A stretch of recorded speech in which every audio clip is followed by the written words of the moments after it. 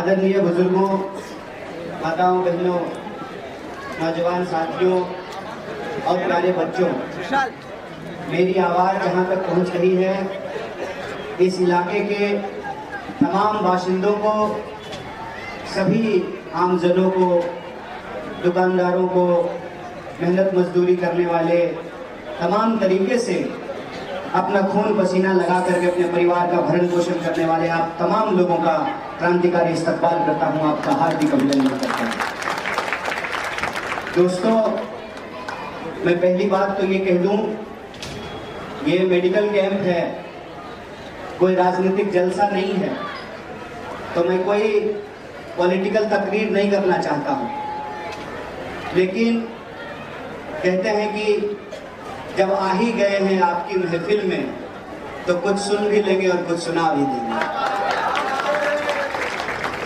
दो तीन जरूरी बात आपसे कहनी है। उससे पहले मैं ताई आपसे कहना चाहता हूँ, अभी हम आए मुंबई कांग्रेस के दफ्तर में, प्रेस कॉन्फ्रेंस किए, चेंबूर में जो है छत्रपति शिवाजी महाराज के पुतले पे फूल चढ़ाया और यहाँ आए हैं। ये लगता नहीं है कि मुंबई, ये मैं बड़ी ईमानदारी से बोल रहा हूँ, और ये हमारी जिम्मेवारी है कि मुंबई की सीमा में रहने वाले तमाम लोग मुंबईकर हैं, चाहे वो किसी भी मजहब के हों, उनके साथ भेदभाव नहीं होना चाहिए। ये नहीं होना चाहिए कि इस इलाके में लाइट लग रही है, उस इलाके में लाइट नहीं लग रही है, इस इलाके में बिजली आ रही है, इस इलाके में पानी आ रहा है, उस इलाके में नहीं आ रहा है। जबकि सभी भाई बता रहे थे कि यहाँ पे 100 में 95 लोग जो है वो कांग्रेस पार्टी को वोट देते आए हैं।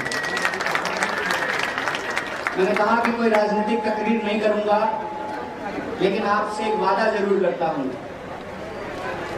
आदरणीय राहुल गांधी जी के नेतृत्व में इस देश में एक बड़े बदलाव, कहते हैं बदलाव की अंगराइयां फूट रही है, और हम लोगों का कमिटमेंट यही है कि कश्मीर से लेकर के कन्याकुमारी तक, अरुणाचल से लेकर के गुजरात तक, इस देश की सीमा के भीतर रहने वाले 140 करोड़ लोग भारतीय हैं, उनके हक और अधिकार को सुरक्षित रखना हमारी जिम्मेवारी है।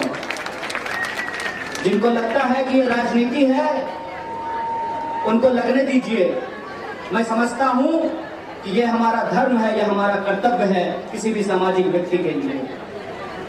और उसी प्रेम और एकता के संदेश को लेकर के जब श्री राहुल गांधी चल रहे थे, मैं भी उनके साथ एक भारत यात्री के तौर पर कन्याकुमारी से कश्मीर तक पैदल चला हूं, और मैं आपको पूरे भरोसे से कहना चाहता हूं कि इस मुल्क को, इस देश को नफरत नहीं हरा सकता है, इस बात को याद रखिएगा। और ये मैं झूठा दावा आपके सामने प्रस्तुत नहीं कर रहा हूं।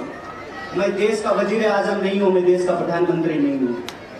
मैं अपना अनुभव आपके सामने रख रहा हूं कि इस देश में, इस देश के लोगों में, हमारे समाज में आज भी अगर किसी का परचम लहराता है तो वो मोहब्बत है, इस बात को याद रखिएगा।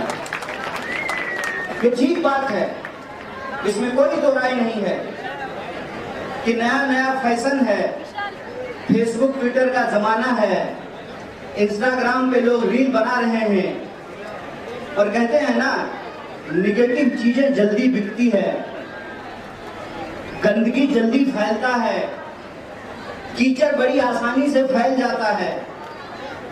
तो नकारात्मकता समाज में आई है, यह बात ठीक है, लेकिन किसी भी इंसान को निराश होने की जरूरत नहीं है। रात रात होता है, दिन दिन होता है, इस बात को याद रखिएगा। बादल कितना भी घना क्यों ना हो, ना चांद को चमकने से रोक सकता है, ना सूरज को निकलने से रोक सकता है, इस बात को याद रखिएगा। इसीलिए बिना कोई राजनीति की बात करते हुए 3 महत्वपूर्ण बात आपसे करना चाहता हूं। एक, बतौर भारतीय राष्ट्रीय कांग्रेस का कार्यकर्ता और नेता हमको ये जिम्मेवारी लेनी पड़ेगी कि जो हमारे साथ खड़े होते हैं हर हाल में हमको उनके साथ खड़ा रहना है, उनके हक और अधिकार के लिए आवाज को बुलंद करना है। और दूसरी बात, न सिर्फ भारत में, पूरी दुनिया में आज जिस तरीके से नफरत फैलाई जा रही है, जिस तरह से इंसानियत का गला घोटा जा रहा है, जिस तरीके से इंसान को इंसान से लड़ाया जा रहा है, और हैवानियत ऐसी कि महिलाओं और बच्चों को भी छोड़ने के लिए तैयार नहीं है। ये ठीक बात है कि अभी उनका दौर है, उनको लगता है कि हमेशा ये दौर रहेगा, तो मैं उनको कह देना चाहता हूं, कभी भी नफरत का दौर नहीं रहा है। मोहब्बत जीता था, जीता है और जीतेगा।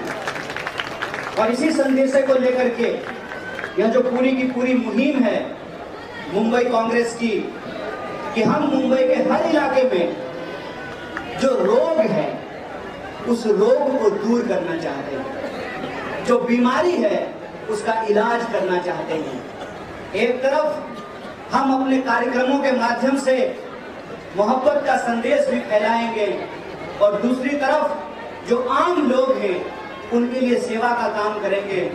तो यह जो भारत जोड़ो यात्रा मेडिकल कैंप लगाया गया है, यह इस बात की गवाही देता है, इस बात की पुख्ता सबूत प्रस्तुत करता है कि भारत जोड़ो यात्रा जारी है, भारत जोड़ो यात्रा चल रही है।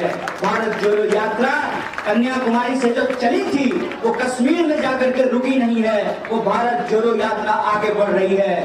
कभी हमारे नेता किसानों से मिलते हैं, कभी बढ़ई से मिलते हैं, कभी जो है लोहे का काम करने वालों से मिलते हैं, कभी बाइक ठीक करने वालों से मिलते हैं। भारत जोड़ो यात्रा चल रही है और उसी का संदेशा लेकर के आज आपके बीच में यह भारत जोड़ो यात्रा मेडिकल कैंप लगाया गया है। इसके लिए मैं मुंबई कांग्रेस के एक एक नेता को, दाई को और तमाम हमारे नेताओं का शुक्रिया अदा करता हूं और आप सबसे आग्रह करता हूं कि नाउम्मीदी के दौर में भी उम्मीद का दामन थामे रखिएगा, नाउम्मीदी के दौर में भी उम्मीद का दामन थामे रखिएगा।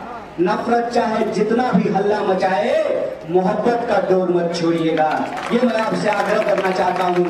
और एक अपील के साथ, अभी जब मैं रास्ते से आ रहा था और खास करके अपने कार्यकर्ताओं से, भाई मेडिकल कैंप लगाए हैं, इतना पटाखा जला करके लोगों का लंग्स खराब कर देंगे। एक तरफ जो है मेडिकल कैंप लगा रहे हैं और दूसरी तरफ पटाखा चला करके लोगों का लंग्स खराब कर रहे हैं। किसी भी चीज की नकल कर लेना जरूरी नहीं होता है, किसी भी चीज की नकल कर लेना जरूरी नहीं होता है। ऊपर वाले ने अकल दी है, थोड़ा उसका भी इस्तेमाल कर लेना जरूरी होता है। तो आप जो है कोई भी ऐसा काम ना करें। और आप सब जानते हैं कि दिल्ली में जो प्रदूषण होता था तो लोग कहते थे कि मुंबई चलते हैं, वहाँ हवा अच्छी होगी। अभी मुंबई की हालत ये है कि दुनिया की सबसे सेकंड पोल्यूटेड सिटी बन गई है। हमारा शहर है, हमारा चमन है, हम ही को बचा के रखना होगा ना। तो ये मेरा एक आग्रह है, हम उत्सव मनाएं, हम जो है लोगों के बीच में खुशियां जाहिर करें, अपने नेताओं का स्वागत करें, ये सब अच्छी बात है, लेकिन आम पब्लिक को तकलीफ ना हो इसका भी ध्यान रखना चाहिए। इसी आग्रह के साथ आप तमाम लोग इस भारत जोड़ो यात्रा मेडिकल कैंप में अपनी बीमारी का इलाज कराएं और स्वस्थ होकर के इस देश को स्वस्थ बनाने में अपनी भूमिका निभाएं। बहुत बहुत शुक्रिया, बहुत बहुत क्या बात है। इधर आसिफम दरफुलर आजमाए, कुटी आजमा हम जिगर आजमा, ये थे आदरणीय डॉक्टर कन्हैया कुमार जी जो अपने विचार व्यक्त कर रहे थे।